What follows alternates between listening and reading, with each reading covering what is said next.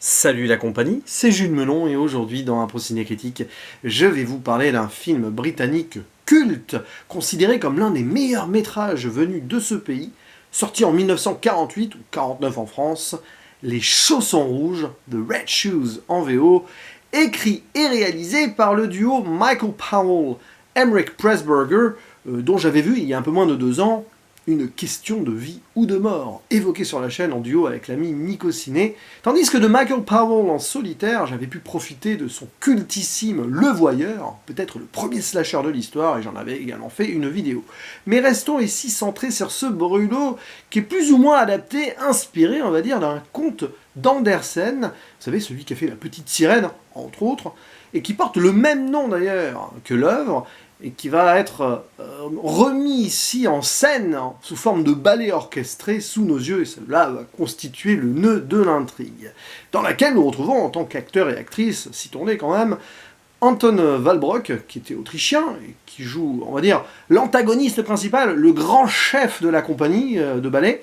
À ses côtés, Moira Shearer, qui était également danseuse, comme son personnage, et Marius Goring, qui joue le jeune compositeur. Et ces trois personnalités vont se croiser et interagir durant tout le film. Et il va se passer des choses. Alors, disons que, oui, quand même, petit synopsis. Pourquoi vont-ils interagir? Déjà, autour de la danse, de l'art, dès le début, une représentation est donnée, et donc le jeune compositeur venu dans le public était là pour observer et féliciter son maître, mais il va se rendre compte que celui-ci lui a piqué ses compositions, grosso modo, donc il est très en colère, voilà. Et il va voir le responsable du ballet, donc le fameux Boris Lermontov, joué par Anton Walbrock, pour le lui dire, et celui-ci va acheter son silence, plus ou moins le corrompre, en l'engageant comme répétiteur de l'orchestre. Bon, il accepte au début, le jeune Julian, c'est son nom, parce qu'il a besoin d'argent, etc. Mais très vite, il va avoir d'autres ambitions. Et en parallèle, on va suivre une jeune danseuse qui a des rêves de gloire, un petit peu, et qui va essayer de se faire engager par ce même Boris. Et celui-ci la rejette au début, sans vraiment vouloir la regarder danser, mais très vite, il va s'éprendre d'elle et en faire sa chose, clairement. Et oui, parce que c'est un peu cela, idée de possession, de jalousie, et forcément, de fil en aiguille, ces trois personnes vont créer ce ballet, enfin, mettre en place ou créer selon le ballet Les Chaussons Rouges, qui va être composé par le jeune compositeur, à qui on donne un petit peu de liberté, et la danseuse principale sera donc la jeune Vicky, Victoria Page, et forcément le compositeur et la danseuse vont se rapprocher. Le grand chef de la compagnie de ballet veut garder en sa possession la danseuse, et vous imaginez un potentiel triangle amoureux, mais ça va aller au-delà de ceci. Et oui. Et c'est un drame absolu, ce film, qui est un métrage musical, mais qui n'est pas dans la comédie, et qui va nous retourner à plus d'une occasion. Le pire, entre guillemets, dans tout ça, c'est que ça part de façon très classique. Là, ça se met en place, avec des grosses ficelles, on va dire cela. Mais alors, très vite, on monte crescendo dans la tragédie qui se met en place, et y compris sur la mise en scène et la réalisation, il va se passer des choses assez folles. Je ne suis pas étonné, parce que ce duo m'avait déjà épaté à ce niveau-là, sur le plan de l'avant-gardisme, du novateur pour l'époque, avec donc A Matter of Life and Death, une question de vie ou de mort, avec des moments assez fous. Et bien ici, au milieu du film, alors on va partir sur cette base pour faire une petite analyse, nous avons donc la mise en scène. Nous on est spectateurs du film, mais il y a les spectateurs qui sont au théâtre, et qui vont donc voir Les Chaussons Rouges, le ballet. Et donc, au lieu de filmer cela normalement, on va avoir 15 minutes, un peu plus même, de séquences totalement surréalistes, plutôt impressionnistes je dirais, avec des effets de surimpression, de montage, d'apparition et tout. Quelque chose qui n'était pas donc sur la scène, mais c'est à ce moment-là que le duo décide de nous projeter dans le subconscient, dans les dilemmes moraux de notre héroïne, la danseuse, qui va voir donc à travers ses compagnons de danse, etc., ces deux potentiels cavaliers, celui qu'elle aime vraiment, le compositeur, et celui qui la possède, et elle essaye d'être fidèle à ce qu'il lui a donné. Bon, c'est terrible, hein. Et c'est violent, parce qu'on sort presque d'une réalité pour rentrer encore plus de plein pied dans ce qu'elle ressent vraiment. Donc c'est là où l'illusion et enfin la fiction et donc ce réalisme que nous avions jusque-là fusionne, et on comprend ici où le duo créateur veut nous mener.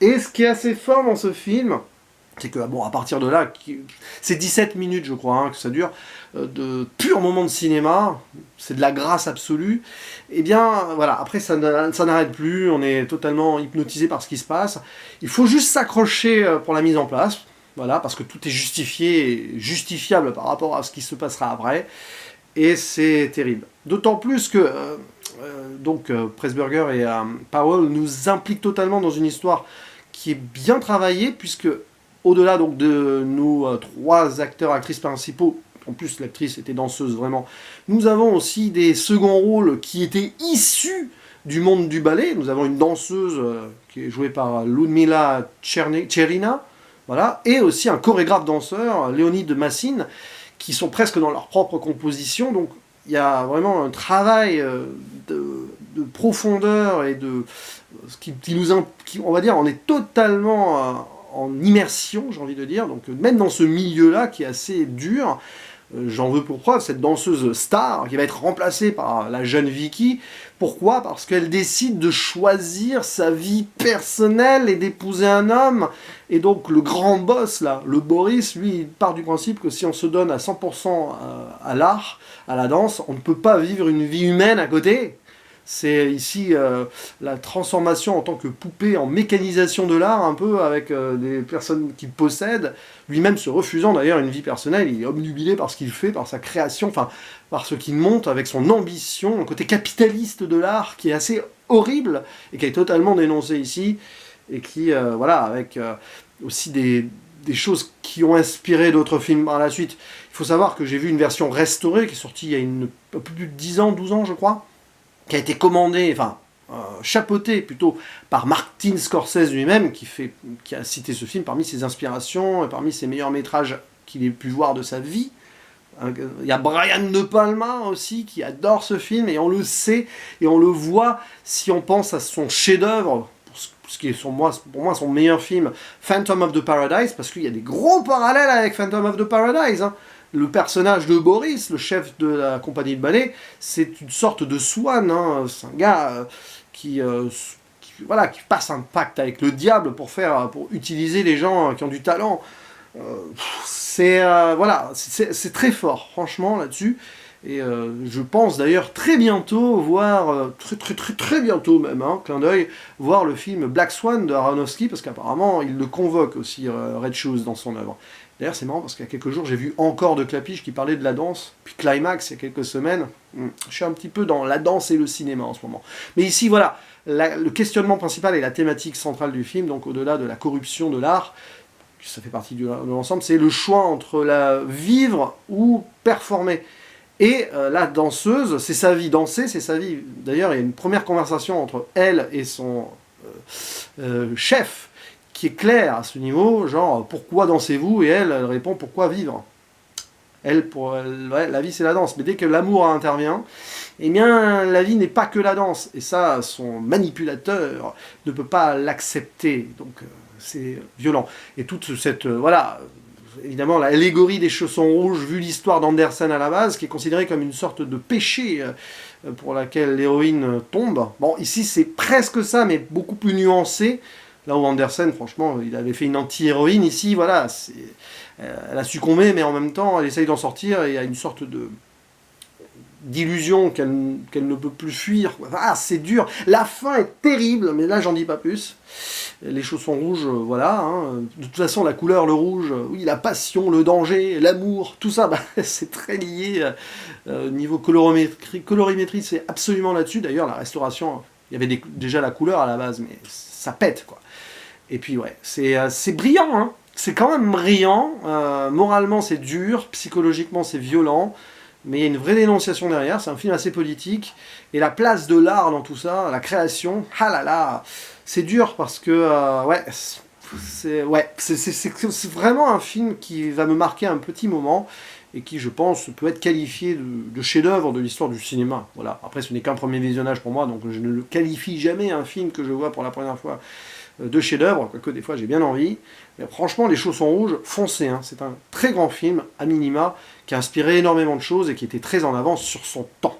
Voilà! Et c'est tout ce que j'avais à dire, hein. Je pourrais aller beaucoup plus loin, mais ça suffit ici en impro ciné-critique. À vous la parole dans les commentaires. Est-ce que vous aimez donc ce métrage? Est-ce que vous connaissez la carrière de ce duo qui a apporté beaucoup au cinéma, pas que britannique hein, pour le coup? Bref, je vous laisse ainsi réagir et je vous dis à la prochaine. Ciao!